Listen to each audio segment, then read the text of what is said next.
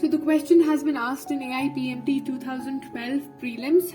It says that a solid cylinder of mass 3 kg is rolling on a horizontal surface with velocity 4 meter per second.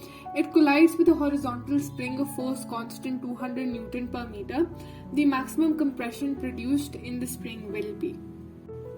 Alright, so in the question we are given with a solid cylinder and it's rotating about its axis and it's also moving horizontally, and after a few meters of displacement there is a spring that is attached to a rigid support, and this particular cylinder, it strikes the spring and it leads to the compression of the spring. We have to find what is the maximum compression of the spring. Now we know that all of the kinetic energy of this particular cylinder, when it hits this particular spring, it is going to be converted into potential energy of the spring by the law of conservation of energy. So kinetic energy of the cylinder is going to be, all of it is going to be converted into the potential energy that's going to be stored in the spring. Now when we talk about kinetic energy of the cylinder, it has two kinds of kinetic energy. The first one is transitional kinetic energy and the second one is rotational kinetic energy. Transitional kinetic energy is because it's moving along a horizontal path, right? It's moving, its entire body is showing movement as a system. And it's going to have rotational kinetic energy because at the same time as it performs its motion horizontally, it's going to rotate about its axis with a certain speed, rotational speed of omega. Right? So when we talk about kinetic energy of the cylinder, it's associated with its transitional kinetic energy that is simply given by half mv square, and the rotational kinetic energy that arises as a result of the motion or the rotation of the cylinder about its axis, and that kinetic energy is given by 1 by 2 I omega square, where I is moment of inertia. Omega is the rotational speed about which this particular cylinder is rotating on its axis. Now that's going to be equal to, because all of this kinetic energy by the end of the motion is going to be converted into potential energy that has to be stored in the spring in the form of its compression, and that's going to be equal to half kx square, which is generally the general formula for the compression or the extension potential energy that is stored in the spring. Now half mv square comes back as it is. This I, or moment of inertia, can be written as 1 by 2 mr square, where r is the radius of the cylinder. This moment of inertia is a general formula for any body that is performing a rotational movement as well as transitional movement. So at that particular point of time, the moment of inertia that is stored inside that body is equal to half m r square, where r is the radius of that body, for example a cylinder.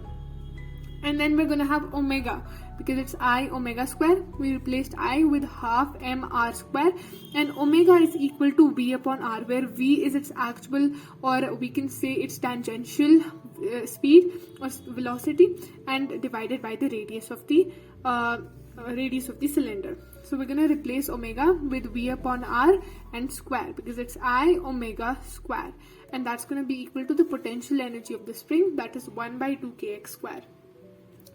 Solving it further, what we get is that r square cancels out with r square, and what we get is 1 by 2 mv square plus 2 into 2 becomes 4, 1 by 4 mv square, because r is going to cancel out with r square. And that's going to be equal to the potential energy of the spring, that is 1 by 2 kx square. Now, taking LCM, we get 4 in the denominator, 2 mv square plus mv square, that's going to give us 3 mv square equals 1 by 2 kx square.